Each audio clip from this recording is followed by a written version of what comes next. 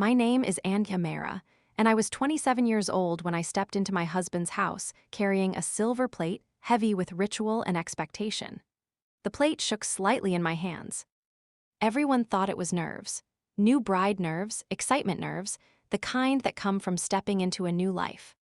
No one noticed that my fingers weren't trembling from joy, but from something colder and sharper, something I didn't yet have the language to name. Fear rarely announces itself loudly. Sometimes it arrives disguised as intuition. The house stood tall and polished, the kind of home people described with admiration, good family, well settled, respected. The walls were freshly painted, the floor spotless. The air thick with incense and tradition. It was the kind of house that looked perfect from the outside and suffocating once the door closed behind you. I crossed the threshold slowly, my right foot first, as instructed. Someone whispered a prayer behind me, someone else adjusted my dupatta, cameras flashed, blessings fell like rehearsed lines, and then I saw her, Kamini Mehra. She was 52 years old, dressed in a silk sari that looked like it had been ironed with military precision. Her hair was neatly tied back, her jewelry minimal but expensive. She smiled when she saw me, but the smile was controlled, calculated. It never reached her eyes. Her eyes were sharp, measuring. She didn't look at me like a mother welcoming a daughter. She looked at me like a commander inspecting a recruit. When our eyes met, something in my stomach tightened. It wasn't hostility, it was assessment. As if she were silently asking herself one question: how difficult will it be to break her? I bent down to touch her feet. Her hand rested on my head for half a second longer than necessary. "Welcome," she said. Her voice was calm, polite, almost warm. But when she leaned closer, so only I could hear, she added softly, "In this house, discipline matters more than feelings." I nodded automatically. At the time, I thought it was advice. I didn't know it was a warning. That first night, exhaustion wrapped around me like a heavy blanket. The wedding, the rituals, the constant smiling, it had drained me. When I finally lay down beside my husband, Raghav, my body ached in places I didn't know could ache. Raghav was 32, educated, successful, quiet. He smiled at me gently, asked if I was tired, and turned off the light. That was it. No reassurance. No promise. No acknowledgement that my entire life had just shifted on its axis. I told myself it was normal. That love grows. That comfort comes with time. Women are taught early to interpret absence as patience. The house fell silent around us. Somewhere down the corridor, a door closed. Footsteps faded. I stared into the darkness and felt something settle in my chest, something heavy, unfamiliar. That was my first night as a wife. And already I felt alone. The next morning began before sunrise. I woke to the sound of utensils clinking. Kamini was already awake. She didn't call me. She didn't knock. She didn't wake me with words. She let the noise do the work. I rushed out of bed, heart racing, my mind scrambling to remember what I was supposed to do first. I washed my face, tied my hair, adjusted my sari with clumsy fingers, and stepped into the kitchen. Kamini was standing there, arms crossed. She looked at the clock. No greeting, no smile. "Breakfast should be ready by 7, she said flatly. "In this house, we value punctuality." It was 6:40. I nodded quickly. "Yes," she watched me move, how I held the spoon, how I poured the tea, how I stood. Everything was being recorded. Every mistake would be stored. 3 weeks later, I served breakfast 5 minutes late. 5 minutes. There had been no warning signs that morning. No raised voice. No visible irritation. Kamini had been sitting at the table, reading the newspaper, sipping her tea. I placed the plate in front of her and murmured an apology. She folded the newspaper carefully. Then she stood up. She walked toward me slowly, deliberately, removed her bangles one by one and placed them on the table. The sound of glass against wood echoed in the room. Before I could understand what was happening, her hand came across my face. The slap was sharp, loud, my ears rang, my cheek burned. I staggered back, shock freezing me in place. No one moved. No one spoke. Kamini looked at me calmly and said, "Now you'll remember time." She picked up her bangles and walked away. I stood there, my face on fire, my mind blank. I didn't cry, not yet. I locked myself in the bathroom and stared at my reflection. A red handprint bloomed across my cheek. I pressed my fingers against it, not to soothe the pain, but to confirm it was real. This happened, I told myself. This is real. I cried silently, biting my lip so no sound escaped. I didn't want anyone to hear. Tears felt useless here. That was the day I learned an important truth. This house rewarded silence, not innocence. When I told Raghav that night, he sighed. Not in anger, not in shock, in inconvenience. She's old school, he said, rubbing his forehead. Don't argue, adjust a little. Adjust, that word would become my sentence. I adjusted when she controlled what I wore. I adjusted when she insulted my parents. I adjusted when she locked the kitchen at night. I adjusted when she commented on my body, my voice, my presence. Each adjustment carved something out of me. Crying didn't help, explaining didn't help, begging didn't help, so I stopped. I became quiet, obedient, invisible, and while everyone thought I was breaking, I was watching. I watched how Kamini panicked when her blood pressure rose. I watched how she counted her pills twice before sleeping. I watched how she needed control the way others needed air. I learned something dangerous. Powerful people are weakest when they need someone. One rainy night, I overheard her on the phone. If she doesn't give us a child soon, Kamini said coldly, we'll send her back. Quietly, send me back, like damaged goods. That night, something inside me hardened permanently. I didn't scream. I didn't cry. I made a promise. I will not leave this house empty-handed. From the next day, I smiled. I apologized. I served. Kamini relaxed. She thought she had won. She didn't realize that revenge doesn't begin with anger. It begins with patience. Silence, I learned, is not empty. It is full of rules you are expected to memorize without being taught. In Kamini Mehra's house, silence had weight. It followed me from room to room, sat beside me at meals, hovered behind me when I slept. It was present even when people spoke, because what mattered was never what was said, it was what was allowed. I learned quickly that my voice was not one of those allowed things. The days began blending into one another, not because they were peaceful, but because they were identical in their demands. I woke before sunrise every morning, my body trained by fear more effectively than any alarm clock. Even before my eyes opened, my mind ran through a checklist. Kitchen, tea, breakfast, medicine. Silence, I moved carefully, quietly, as if the house itself might retaliate if I disturbed it too much. Kamini liked order, but not the kind that made life easier. She liked the kind that made people smaller. Every movement I made was watched. If I walked too slowly, I was lazy. If I walked too fast, I was careless. If I spoke, I was disrespectful. If I stayed silent, I was sulking. There was no correct way to exist, only wrong ways to be punished. Food became a weapon early on. At first, it was subtle. Kamini would say she wasn't hungry and tell me to wait before eating. Then she would call me for some chore, then another. By the time everything was done, the kitchen would be closed. You can eat later, she'd say casually, locking the cabinet. Later never came. When I grew weak, she noticed immediately. You're so fragile, she would say loudly, in front of others. Girls these days have no strength. Strength, apparently, was surviving hunger without complaint. She criticized my cooking relentlessly. Too salty, too bland, too oily, too dry. One afternoon, after hours in the kitchen, she announced that guests were coming unexpectedly. My heart raced as I hurried to prepare more food. When everything was ready, she tasted it, made a face, and said loudly, "This isn't fit to serve." Then she made me serve it anyway. I stood there, offering plates to guests, while Kamini apologized theatrically for my inexperience. People smiled politely, but I felt myself shrinking with every bite they took. That night, alone in the bathroom, I gagged, not from food, but from humiliation.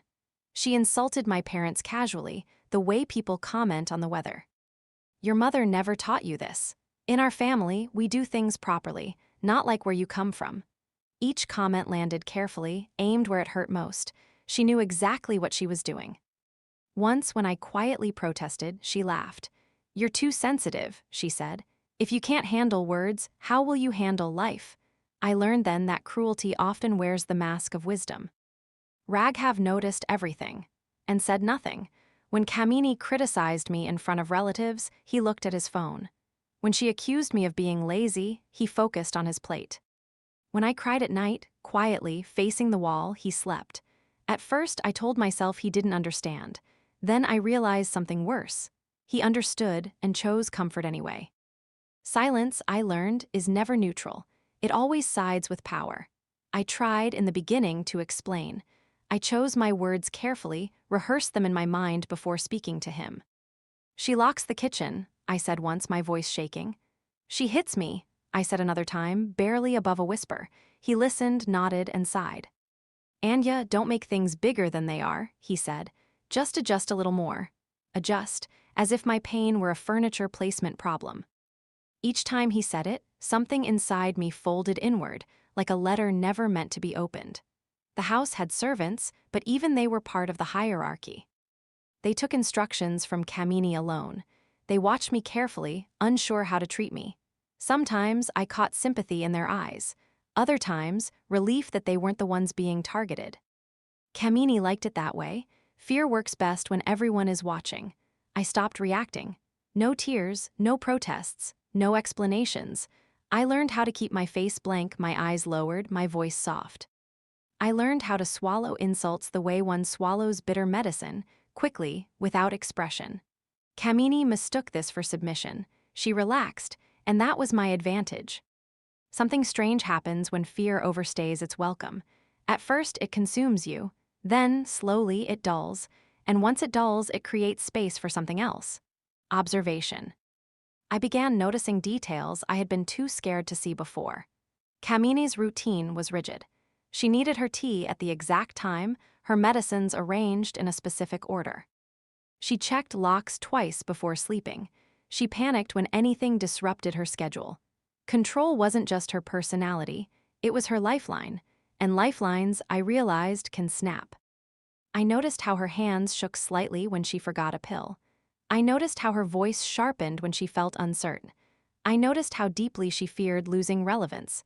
That fear fueled everything. Her cruelty, her insults, her violence. She was terrified of becoming unnecessary. One afternoon, she scolded me harshly for misplacing a file. I stood there silently, head bowed. Inside, I thought calmly, if you ever lose control, you will fall apart. The thought didn't scare me. It grounded me. The night I overheard her planning to send me back replayed in my mind often. If she doesn't give us a child soon, her words echoed in my chest like a verdict. In that house, my worth was conditional. Wife, daughter-in-law, potential mother. Remove one condition, and I became disposable. That realization hurt, but it also clarified something. I was not failing. The system was designed to discard me. From that moment, hope became dangerous. Hope whispers that things might improve. Awareness tells you the truth. And the truth was this: nothing would change unless I did. I began waking earlier, not to please Kamini, but to think. I replayed interactions in my mind, not with pain, but with analysis. I studied her reactions the way one studies patterns in weather. Anger when ignored, anxiety when dependent. Rage when questioned calmly. She thrived on chaos, but chaos disappears when faced with calm. One evening, she deliberately insulted my parents in front of relatives. The old version of me would have cried later. This time, I did nothing. I served tea. I smiled politely. Relatives exchanged uncomfortable glances. Kamini noticed. Her eyes narrowed. She had expected pain. Instead, she got indifference. And indifference unsettles bullies. She began testing me more aggressively. She accused me of stealing small things. She rearranged the kitchen and blamed me for confusion. She criticized my appearance, my posture, my voice. Each time I responded the same way. Calm, quiet, composed, no defense, no reaction. Her frustration grew. One afternoon, Kamini felt dizzy. For the first time since my marriage, she looked afraid. Her face went pale, her hand clutching the table. Instinctively, I moved forward. I held her arm, helped her sit, brought water, called for help. She stared at me, breathing heavily. That moment changed everything. From that day onward, she needed me. And dependence terrifies controlling people. She watched me closely at first. She monitored how I gave her medicines. She checked behind me. She waited for mistakes. I made none. Not because I was afraid, but because I was careful. I followed the doctor's instructions exactly. I didn't rush. I didn't argue, I became reliable, essential, and slowly her vigilance softened. Relatives began noticing. Anya takes such good care of you, they said. Kamini smiled tightly. Praise directed at me felt like theft to her, but she endured it. Because she needed me more than she needed her pride. Inside me, fear was being replaced by clarity. I wasn't planning violence. I wasn't planning lies. I was planning exposure. Kamini's power came from her image, and once an image cracks, it never fully heals. One night, lying beside my husband, I realized something startling. I wasn't afraid of her anymore.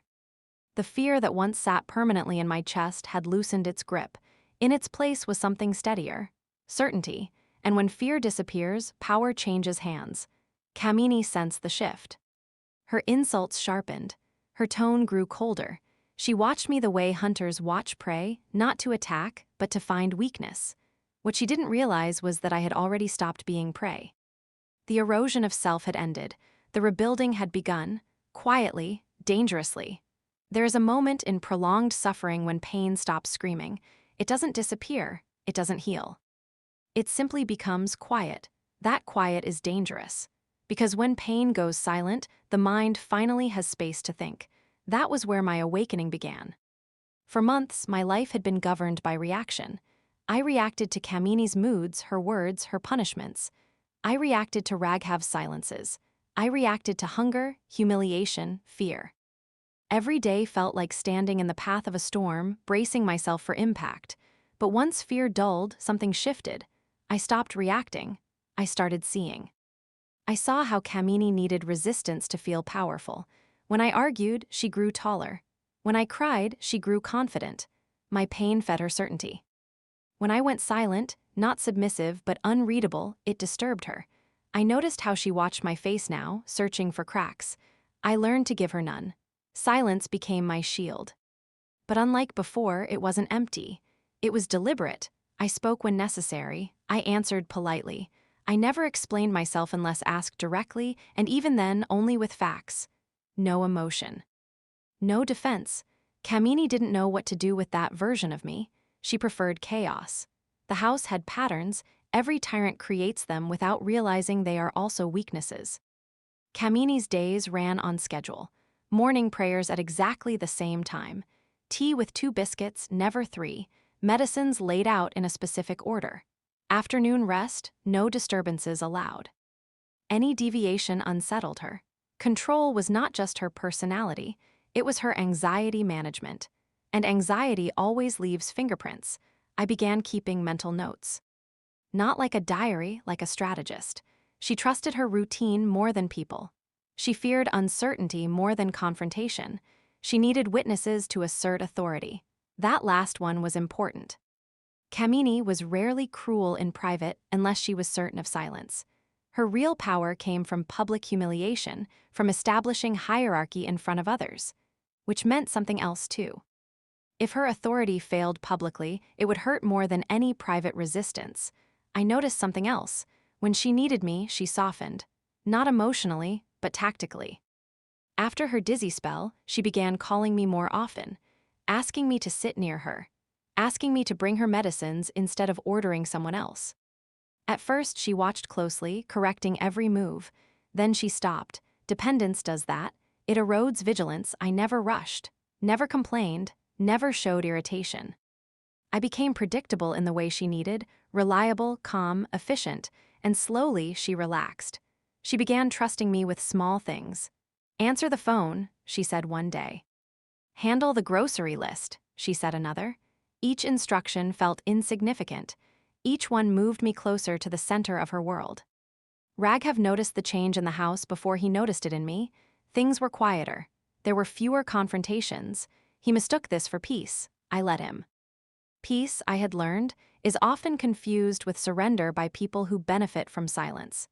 Kamini continued testing me. She would insult my parents casually, watching closely for reaction. I gave her none. She accused me of being careless. I acknowledged the comment and moved on. This infuriated her. Control fails when it cannot provoke. One evening, she deliberately criticized me in front of guests. In our house, she said loudly, we don't encourage laziness. I stood there calmly, pouring tea, no defense, no apology. Guests shifted uncomfortably. Kamini's authority depended on collective agreement. Discomfort weakened it. She noticed. Her jaw tightened. That night, she cornered me in the hallway. "You're getting overconfident," she said sharply. "Remember your place." I looked at her, not defiantly, not submissively, just directly. "Respect isn't forced," I said quietly. "It's earned." Her eyes widened. She hadn't expected words. She slapped me. The sound echoed in the corridor. But this time, something was different. I did lower my head. I didn't look away. I looked straight into her eyes. And for the first time, I saw fear, not anger. Fear. That moment stayed with me, not the slap, the fear.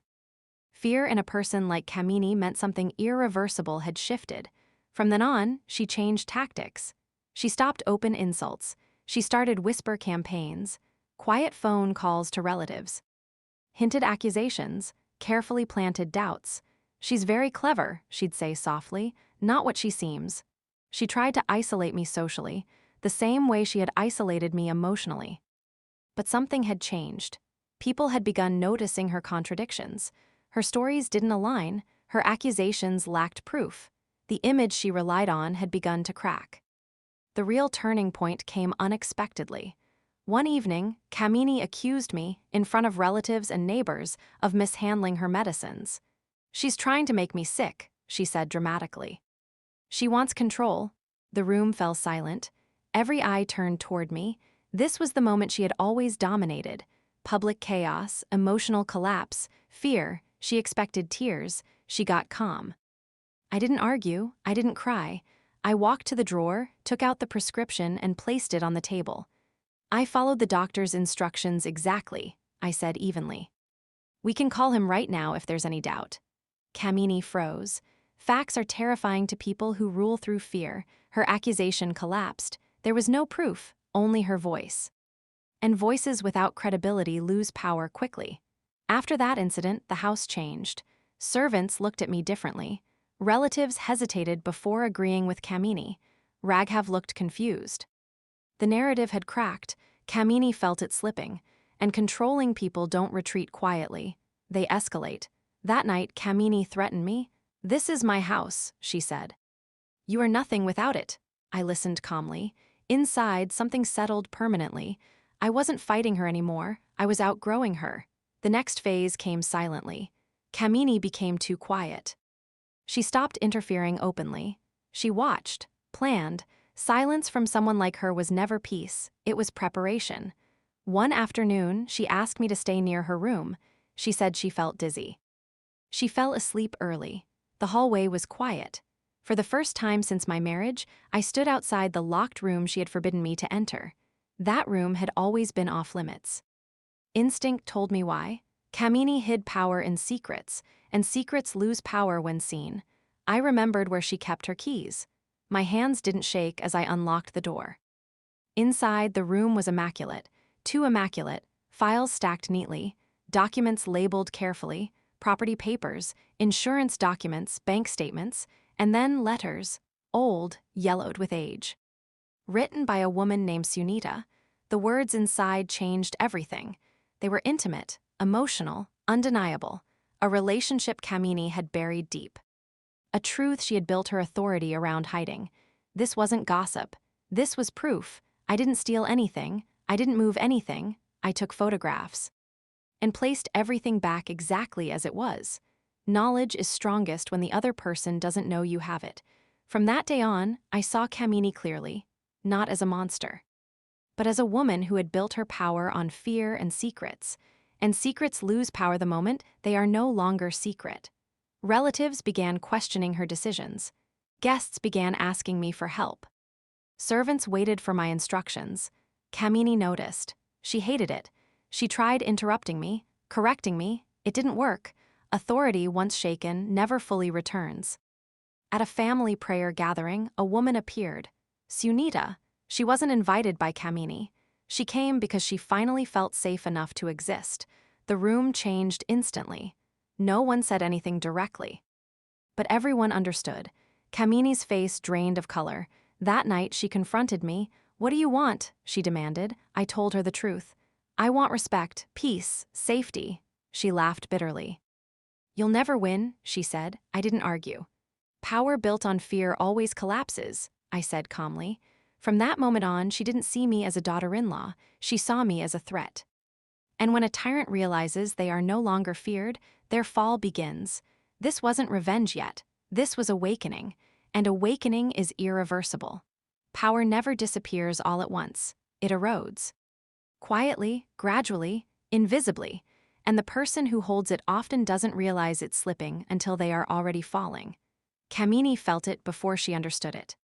After the prayer gathering, after Sunita's silent presence cracked something fundamental, Kamini changed in ways that were subtle enough to confuse others but unmistakable to me.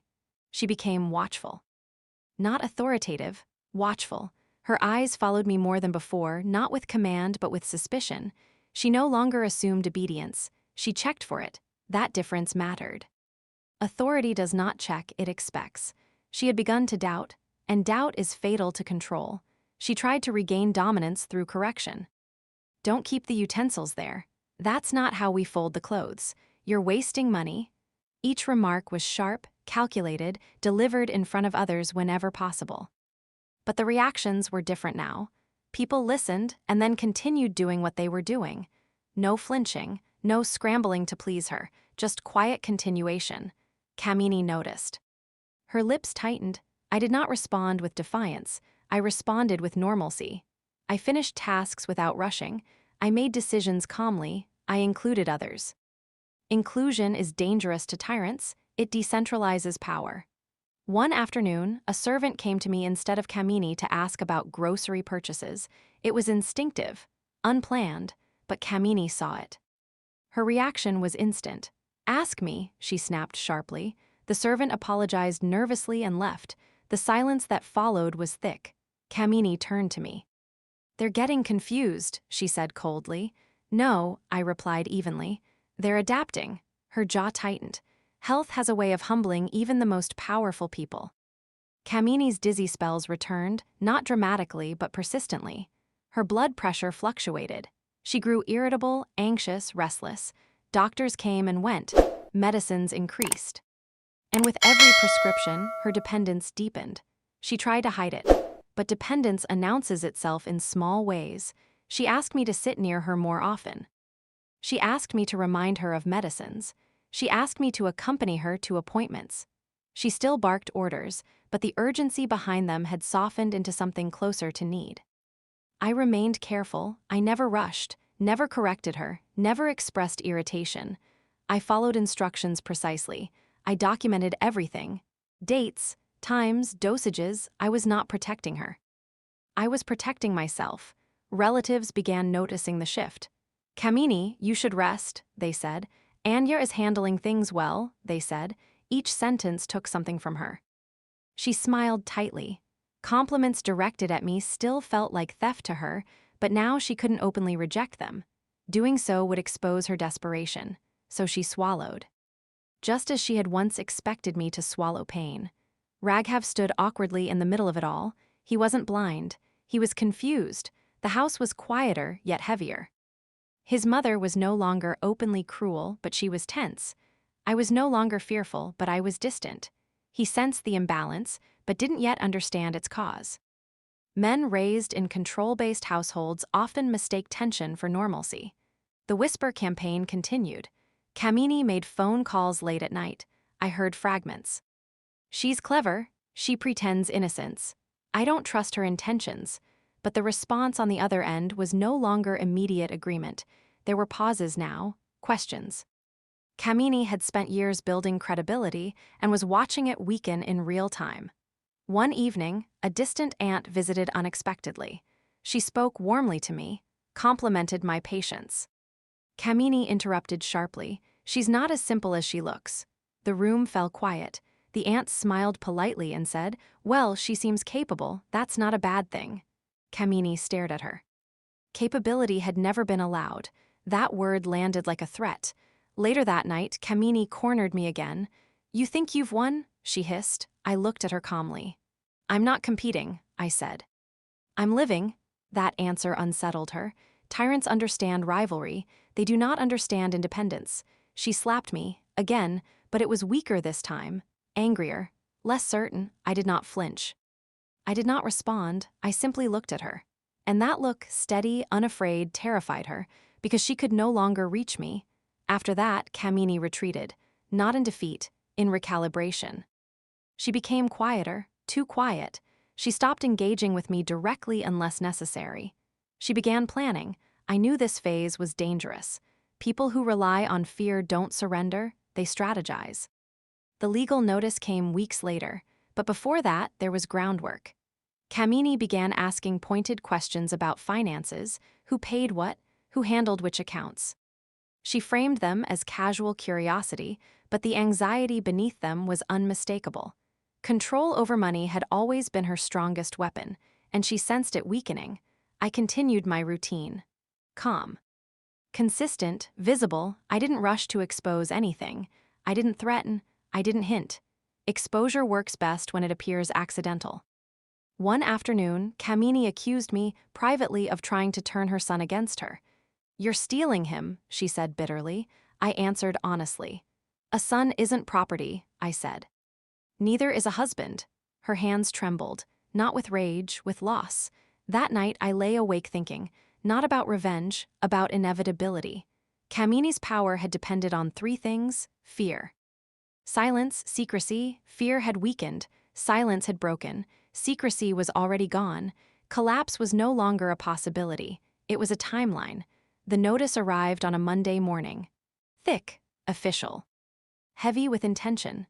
Kamini stood behind me as I opened it. Her expression was calm, satisfied. She wanted panic.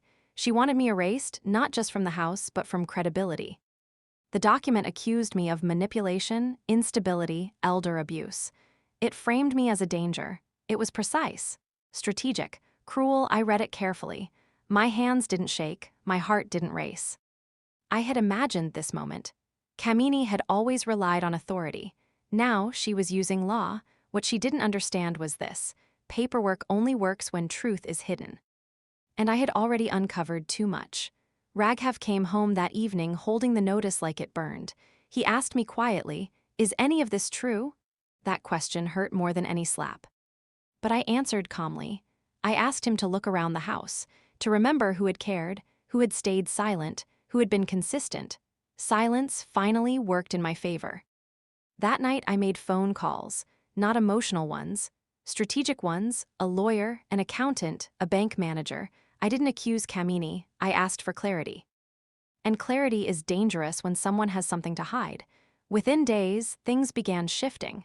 Accounts frozen temporarily, documents questioned, transactions reviewed, nothing illegal yet. But suspicious enough to shatter certainty. For the first time in decades, Kamini didn't know what was happening inside her own financial world, and that terrified her. She confronted me violently. Screaming, accusing, calling me ungrateful, dangerous. I listened silently. Then I said one sentence. "I didn't touch your money, I touched the truth. Truth does not belong to anyone." Relatives began calling. Not her, me. They asked questions, sought reassurance.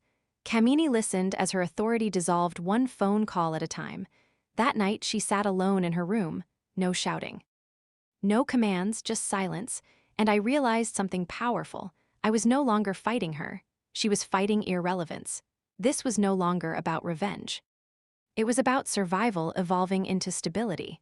And stability without the oppressor is the strongest statement of all. Kamini had always believed in spectacle, not loud drama, that was for the weak.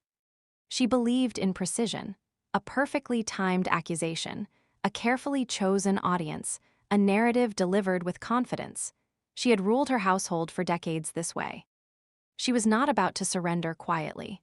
The legal notice was not the attack, it was the announcement. In the days that followed, Kamini transformed herself into a victim with frightening efficiency. She walked slower, spoke softer, held her chest when she talked. To outsiders, she looked fragile. To me, she looked strategic. She had learned long ago that cruelty repels sympathy, but vulnerability attracts it, and Kamini was an expert at controlling perception. Relatives began visiting more often, unannounced, concerned. They asked how Kamini was feeling, if she was eating, if she was being taken care of. The emphasis was clear. I was no longer a daughter-in-law, I was a suspect. Kamini watched these interactions quietly, letting others ask the questions she wanted asked. She didn't accuse me directly anymore. She let doubt do the work. I answered every question calmly. Yes, she was eating. Yes, she was taking her medicines. Yes, I accompanied her to appointments. I didn't defend myself, I stated facts. Facts do not provoke emotion, but they linger. The house felt like a courtroom now, every movement observed, every decision scrutinized, but something unexpected happened. People started noticing inconsistencies. Kamini's complaints didn't match her behavior. She spoke of neglect, but demanded control. She spoke of weakness, but issued commands. She spoke of fear, but refused independence. Victimhood cracked when paired with dominance. One afternoon, Kamini orchestrated what she believed would be her final blow. She gathered relatives, neighbors, and a family friend who happened to be a retired government officer. She positioned herself carefully, seated, shawl wrapped tightly around her shoulders, eyes tired. She began slowly. "I never wanted to say this," she murmured, "but I'm scared in my own house." The room went still. Raghav stiffened beside me. She continued. "She's very clever. She pretends care. But she controls everything, medicines, finances, conversations. I feel trapped." Her voice trembled. Her hands shook. Every eye turned toward me. This was her moment. I felt the weight of it settle on my chest. This was the story she wanted remembered. This was the story that could erase me completely, but something inside me was calm, prepared. I waited until she finished. Then I spoke, not loudly, not emotionally. I said, "If I'm controlling anything, it can be verified." I stood up and walked to the cabinet. I took out the prescription files, placed them on the table.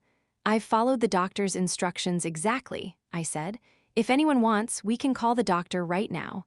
I looked around the room. "About finances," I added calmly, "I don't have access, but if there are concerns, transparency is healthy. We can review everything together." Kamini froze. She hadn't expected openness. She had expected fear. The retired officer cleared his throat. "That seems reasonable," he said. Another relative nodded. "Transparency helps everyone," someone else added. Kamini's narrative collapsed, not because I attacked it, but because I welcomed verification. Lies suffocate when exposed to light. That night, Kamini didn't speak to anyone. She locked herself in her room, refused dinner, refused medicines. It was her oldest weapon, emotional blackmail disguised as fragility. Before, it had worked. This time, I informed the doctor and the family. I did not beg, I did not plead. When everyone knew, her silence lost its power. The next morning, Kamini emerged weaker, not physically. Psychologically, she had lost control of the narrative. And once a tyrant loses narrative control, their authority bleeds out slowly. The lawyer meetings followed. The notice escalated into inquiries. Nothing dramatic, nothing explosive, just process. And process terrifies people who rely on intimidation. Kamini accused me privately of betrayal. "After everything I did for you," she said. I answered evenly, "What you did to me is not care." That sentence ended the conversation. Raghav changed during this period, not suddenly, not dramatically, but visibly. He began asking questions. About the will, about finances, about why everything required his mother's approval, even after marriage. Kamini reacted with rage, accused him of being manipulated. He listened. Then said something that stunned everyone. "I should have asked these questions earlier." That was the first crack in her final stronghold. A family meeting was called. For the first time ever, without Kamini's permission. She arrived late on purpose, to remind everyone who she was, but no one stood up when she entered. No one adjusted their posture. No one apologized. That silence told her everything. Raghav spoke calmly. He said the house could not continue like this. He admitted his silence had been a failure. Kamini interrupted. He raised his voice. "Stop!" The word echoed. Kamini stared at him like he was a stranger. He announced that financial and legal matters would now be handled jointly. Kamini laughed bitterly. "She's manipulating you," he answered her directly. "Manipulation looks like fear, not clarity." That sentence broke something fundamental. After the meeting, Kamini withdrew completely. 2 days locked in her room, no calls, no commands, no control. She wanted guilt. She got exposure. When she finally emerged, she was different, quieter, smaller. She had lost the thing that had defined her. Relevance. I did not celebrate, I did not smile, I cooked dinner, I served tea, I lived calmly, because the strongest revenge is not destruction. It is stability without the oppressor. Kamini had tried to erase me with law, lies, and fear. Instead, she had exposed herself. And once exposed, there is no return to power. This wasn't the end. But it was the moment she knew she had lost. Power survives on mystery. The less people know, the more they imagine. And imagination, when guided by fear, becomes obedience. Kamini had ruled for decades by understanding this better than anyone else. But she had made one mistake. She had believed her secrets were eternal. After the family meeting, Kamini became a shadow in her own house. She still lived there, she still occupied space, but she no longer commanded it. She moved quietly now, no longer announcing her presence with sharp instructions or deliberate coughs. She watched from doorways instead of standing at the center of rooms. She listened more than she spoke. Control, once lost, makes people cautious. The house had entered a strange phase, calm on the surface, heavy underneath. No shouting, no public accusations. But tension lingered like humidity before a storm. Kamini's silence was not peace. It was grief. Not for me, not for her son, for herself, for the version of her that once ruled unquestioned. I noticed she spent more time near the locked room, the forbidden one, the room no one was allowed to enter, not even Raghav. It had always existed on the periphery of my awareness, like a sealed wound. Kamini had established its boundaries early in my marriage. "Never go inside," she had said once, sharply. That room is private. Privacy was not something she offered others, which meant it was something she guarded desperately for herself. The first time I stood outside that room after the family meeting, I felt no fear, only curiosity. Fear thrives on uncertainty. I had already removed that. Kamini's health worsened subtly over the following weeks, not dramatically enough to alarm others, but enough to destabilize her. Her blood pressure fluctuated. Her sleep suffered. She grew irritable and restless. One afternoon, she asked me to sit near her room. "I feel dizzy," she said, avoiding my eyes. She lay down earlier than usual. The house fell quiet. That was the moment. I stood in the hallway, staring at the locked door. I didn't rush. I didn't feel excitement. I felt inevitability. Secrets don't stay hidden forever. They wait for the right moment. I remembered where she kept her keys. She had never bothered hiding them from me, not because she trusted me, but because she believed I would never dare. That belief was her final miscalculation. The lock clicked softly. The door opened. The room smelled faintly of old paper and incense. It was immaculate, too controlled, too intentional. This wasn't a storage room. It was an archive. Files lined the shelves neatly, each labeled with care. Property documents, insurance policies, bank records. I scanned them quickly, not to steal, not to destroy, but to understand. Everything was organized to maintain control. Kamini's need for order had always been about certainty. And certainty, I saw now, had been hard-earned. Then I saw the letters, tied together with a faded ribbon, handwritten, careful, intimate. They were signed with the same name, Sunita. I sat down slowly. The letters were not dramatic. They didn't scream scandal. They whispered truth. They spoke of companionship, of shared loneliness, of understanding that transcended obligation. They spoke of a relationship Kamini had hidden for years, one that contradicted the moral authority she wielded over everyone else. This wasn't about shame. It was about contradiction. Kamini had ruled through judgment, and she had built that judgment on a lie. I felt no triumph, no satisfaction, only clarity. Kamini was not a monster. She was a woman who had buried parts of herself so deeply that control became her only way to feel safe. And buried parts always rot into cruelty when denied air. I took photographs, every document, every letter, then I placed everything back exactly as I had found it. Power doesn't come from destroying evidence. It comes from knowing it exists. From that day on, Kamini's presence changed for me entirely. She was no longer an authority figure. She was a human being with vulnerabilities she had spent a lifetime hiding. And once you see someone clearly, fear cannot survive.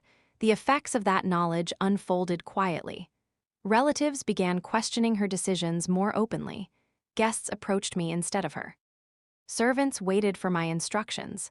Kamini noticed every shift. She tried interrupting conversations, correcting small decisions, but people listened politely and moved on. Authority does not survive polite dismissal. At a family prayer gathering, something irreversible happened. Sunita arrived. She wasn't announced. She wasn't introduced. She simply existed. The room changed instantly. Recognition moved through the crowd like electricity. No one said anything aloud. They didn't need to. Kamini saw her, her face drained of color. Years of secrecy collapsed into a single moment of visibility. Sunita didn't confront her. She didn't accuse. She sat quietly, her presence enough, and Kamini understood. The truth no longer belonged to her alone. That night, Kamini confronted me. Her voice was sharp but brittle. "What do you want?" she demanded. I didn't hesitate. "I want respect," I said. "And peace," she laughed bitterly. "You think you've won?" I looked at her calmly. "Power built on fear always collapses," I said. "You just don't notice until it's gone." From that moment on, Kamini stopped seeing me as a daughter-in-law. She saw me as a threat. And when a tyrant realizes they are no longer feared, they begin to unravel. She tried one last tactic: victimhood. She told people she was lonely, ignored, unappreciated. Some sympathized. But when they visited, they saw the truth. She wasn't neglected. She was simply not in charge anymore, and sympathy without authority is powerless. Raghav changed further during this period. He noticed how people spoke around his mother now, how decisions happened without her input, how her words no longer commanded urgency. He watched her struggle with irrelevance. And for the first time, he saw what her control had cost everyone else. One evening, Kamini accused me privately of stealing her son. "You've taken everything from me," she said. I answered quietly. "I didn't take anything," I said. "I stopped being afraid." That truth silenced her. She began spending more time alone, sitting near the window in the prayer room. She looked older, not weaker, but tired. For the first time, her authority had no audience. One evening, she asked me to sit with her. That request would have terrified me once. Now it only surprised me. I sat across from her. She studied me for a long time, then she spoke. "I was afraid," she said quietly, "of losing my son, of losing myself." She didn't apologize. She explained, explanation is not forgiveness, but it is recognition. She asked me if I hated her. I answered honestly. No. Hatred requires energy I no longer wanted to give. That answer unsettled her. She had expected rage. She received freedom. She admitted she saw herself in me, strong, unwilling to bow. And instead of protecting that strength, she had tried to destroy it. That realization frightened her. I told her the truth. "All I ever wanted was safety," I said. "And respect." The room fell silent. Truth leaves no room for argument. Kamini nodded slowly. She didn't promise change. She didn't ask forgiveness. She said she was tired of fighting a war that had already ended. That sentence weighed more than any apology. From that day, the house shifted again, not into harmony, into honesty. Kamini stopped interfering, stopped undermining, and I stopped bracing myself when I heard her footsteps. My revenge was complete, not because she suffered, but because I no longer did. Power fears one thing more than rebellion: records, because records do not argue, they do not shout, they do not bend under pressure. They simply exist. And once they are examined, control based on intimidation collapses quietly, but permanently. Kamini was about to learn that lesson. The shift after the locked room was subtle but irreversible. Kamini no longer interfered openly, but she watched everything with renewed anxiety. Her authority had been reduced to habit, not force, and habits don't survive scrutiny. And scrutiny had begun. The lawyer Raghav consulted was not aggressive. He was methodical. He asked for documents, timelines, signatures, clarification. Kamini had always relied on intimidation, not documentation. Her power worked best in verbal instructions, unrecorded decisions, inherited fear. Paperwork was foreign territory. When the first request for financial records arrived, Kamini reacted sharply. "Why is this necessary?" she demanded. Raghav answered evenly, "Because it's responsible." Responsibility was never her language. Accounts that had been exclusively controlled by Kamini were reviewed. Nothing illegal at first glance, but patterns emerged. Money transferred without explanation. Properties registered under vague arrangements. Insurance beneficiaries altered quietly over the years. Nothing dramatic, but enough to raise questions, and questions are dangerous. The accountant requested clarifications. Kamini delayed, said she was tired, said she would provide them later. Delays, too, are a form of confession. Relatives were informed, not as accusations, but as updates. Transparency became the new norm. And Kamini, who had thrived in secrecy, found herself exposed without being attacked. She couldn't object without revealing fear. One afternoon, Kamini lost her temper with the accountant. Raised her voice, questioned his competence.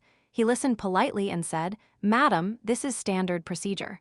Standard procedure dismantles tyranny. The legal notice she had issued against me quietly lost momentum. Her lawyer became cautious, requested evidence, asked for substantiation, asked for consistency. Kamini had relied on accusation, not proof. The case weakened. Meanwhile, my position strengthened, not because I fought, but because I cooperated. I provided everything requested. Calmly, promptly. Without commentary, cooperation reframes narratives. The biggest shift came when the will was discussed. Kamini had always spoken of it vaguely. "I've taken care of everything," she used to say. Now she was asked to show it. She hesitated, then produced a version that surprised everyone. Assets distributed unequally, conditions attached, control extended even beyond her lifetime. The room was silent. Raghav read it carefully. He didn't argue. He didn't react. He simply asked, "When was this written?" Kamini answered. The lawyer asked, "Were there witnesses?" She named them. 2 were deceased. 1 denied involvement. Silence thickened. No accusations were made, but something essential fractured. Trust. Trust once broken does not need drama to disappear. Kamini tried reframing. "These were precautions," she said. "People take advantage." No one argued, but no one agreed. From that day onward, Kamini was no longer consulted automatically. She was informed. That distinction mattered. Her health declined again, not dramatically but consistently. Doctors recommended reduced stress. She laughed bitterly. "How can I reduce stress in my own house?" No one answered, because the stress had never been the house. It had been control. One evening, Kamini called me into her room. She looked exhausted. Older than I had ever seen her. "They're stripping me," she said quietly. I understood what she meant. Control feels like identity when it has been your only language, but I answered carefully. "They're asking for clarity," I said, "not punishment." She turned away. The final blow was unintentional. A property registrar's office requested verification for an old transaction, a routine check. But Kamini couldn't recall details. She grew agitated. The clerk insisted. Documentation was incomplete, the transaction stalled, and with it, her certainty shattered. That night, Kamini cried. Not loudly, not theatrically, just quietly, in her room. For the first time, no one rushed to console her, not because they were cruel, but because she had spent years teaching them not to. Raghav sat with her later. I didn't intrude. He emerged hours later looking changed, not relieved, resolved. He told me they had talked about the past, about fear, about control, about why love had always felt conditional. Kamini hadn't defended herself. She hadn't attacked. She had simply listened. Listening was new. Within weeks, decisions were finalized. Joint financial oversight, legal SA. Safeguards clear documentation. Kamini's role was reduced, not erased, but defined. Defined power is safe power. Undefined power is tyranny. The legal case against me was quietly withdrawn. No apology. No explanation, just silence. That silence was admission. Relatives adjusted quickly. They always do when authority changes. Kamini noticed. Every laugh she wasn't part of. Every decision made without her. Every plan discussed elsewhere. Relevance is fragile. One afternoon, she asked me something unexpected. "Do you think I'm a bad person?" I answered truthfully. "I think you were afraid," I said, "and fear makes people cruel." She nodded, not relieved, but seen. The house felt lighter now, not happier yet, but breathable. I slept without bracing myself. I spoke without rehearsing. I existed without calculating. That was victory. Kamini still lived with us, still occupied space, but she no longer ruled it. And power, once stripped, does not regenerate. It adapts or fades. This was not justice delivered loudly.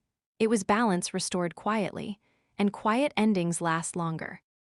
The fall of a tyrant is rarely dramatic. There is no single moment of collapse, no final scream, no cinematic justice.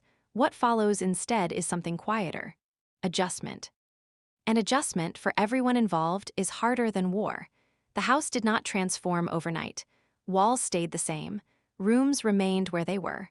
Morning routines continued. But the air was different. It no longer carried anticipation of anger, of correction, of punishment. It carried uncertainty. And uncertainty, after years of fear, felt strangely like freedom. Kamini woke up later now. No bells rang, no instructions were issued from her room. Breakfast happened without her commentary. At first, she tested the silence, cleared her throat loudly, commented on small things, corrected a servant unnecessarily. The reactions were polite but delayed. People acknowledged her, then continued. She noticed every time. Control does not disappear quietly inside the person who loses it. It panics. Kamini struggled with that panic daily. She hovered near conversations, listening for relevance. She asked questions that no longer required her answers. She offered advice that went politely unaccepted. Each dismissal wasn't cruel, but it was final. Raghav changed in ways that surprised even himself. He became more present, more opinionated, less apologetic. Years of emotional obedience had trained him to minimize his own authority. Now, with his mother no longer dominating every decision, he was forced to discover who he was without her shadow. That discovery was uncomfortable, but necessary. We spoke more, not about Kamini. About us, about choices we had postponed, trips we had avoided, decisions we had delayed out of fear of conflict. We realized how much of our marriage had existed in survival mode. Survival is not intimacy. Kamini observed this shift with visible discomfort. She had once been the axis around which all relationships revolved. Now, she was peripheral, not excluded, but no longer central. That distinction haunted her. Relatives adjusted quickly. They always do. They had feared Kamini when she ruled. They pitied her when she fell. And then, inevitably, they moved on. Power attracts attention. Powerlessness does not. A few tried to provoke me. "Isn't it hard living with her after everything? Don't you feel guilty? Shouldn't you forgive and forget?" They were uncomfortable with balance. People prefer clear villains or clear victims. They don't know what to do with women who survive quietly. I answered calmly. "I'm not angry," I said. "I'm just done being afraid." That usually ended the conversation. Kamini's health stabilized once her authority was limited. Doctors noticed it before anyone else. Lower blood pressure, improved sleep, fewer panic episodes. Control had been poisoning her too. That truth unsettled her. One evening, Kamini asked to join us for tea. She didn't command, she asked. That word had never belonged to her. We agreed. The tea was awkward, polite, neutral. She searched for something to say, some role to inhabit. Finally, she asked about my work, not to criticize, to understand. That moment mattered more than any apology. She never said sorry. Not directly, but she stopped undermining, stopped correcting, stopped punishing silence. Sometimes restraint is the most honest apology a tyrant can offer. I noticed changes in myself too. I stopped explaining, stopped over-justifying, stopped shrinking my voice to avoid reaction. I laughed more freely, slept deeper, made plans without calculating consequences. Freedom is not loud. It is unguarded. One night I realized something unsettling. I no longer needed Kamini to change. That need had vanished, and with it, her power over me. She sensed it. People who rely on control are acutely sensitive to irrelevance. She tried once more to provoke me, mentioned sacrifices, reminded me of debts, hinted at ingratitude. I listened. Then said gently, "I don't want to fight anymore." There was no anger in my voice. That frightened her more than defiance ever had. After that, she retreated emotionally, not in hostility. In resignation, she spent more time alone, reading, praying, watching the world continue without her direction. It was a lonely reckoning, but it was hers. Raghav struggled with guilt. He worried he had abandoned her. I reminded him gently that boundaries are not abandonment, they are survival. He learned slowly. But he learned. Months passed. The house settled into a new rhythm. Not perfect, not healed, but stable. Kamini existed within defined limits, and within those limits she was calmer. So were we. One afternoon, I caught her watching me from the doorway. Not with hatred, with something close to recognition. She said quietly, "You were stronger than I expected." I answered honestly, "So were you, just in the wrong way." She nodded. She didn't argue. That was the last meaningful conversation we had. After that, we coexisted, peacefully, distantly, without illusions. People often think revenge looks like punishment, like exile, like humiliation. They are wrong. Real revenge is when the person who tried to destroy you is forced to live in a world where you are no longer affected by them, where their presence no longer alters your breath, where their voice no longer shapes your choices. Kamini lived in that world now, and so did I. The difference was I was free.